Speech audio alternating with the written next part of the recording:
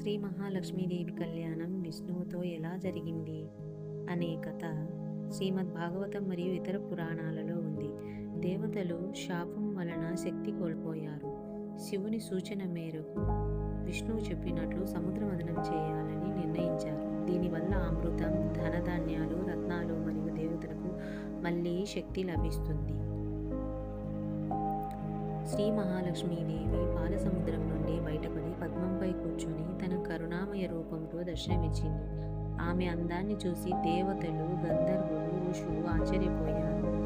లక్ష్మీదేవి తమకు తగిన వరుడిని ఎంచుకోవాలని నిర్ణయించుకుంది. ఆమె శ్రీ మహావిష్ణువు యొక్క త్యాగం, ధర్మం, శాంతి, తపస్సు, పరిపూర్ణతను చూసి ఆయన్నే వరంగా ఎంచుకుంది. ఆ సమయంలో శ్రీహరి, శ్రీ మహావిష్ణువు చాలా తేజోమయంగా ఉన్నారు.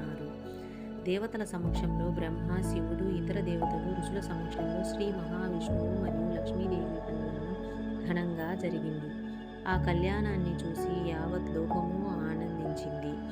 లక్ష్మీదేవి అనేది ధన, ఐశ్వర్యానికి ప్రతీక.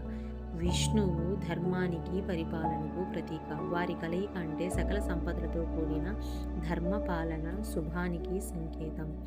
ఇది శ్రీ లక్ష్మీ కళ్యాణ కథ.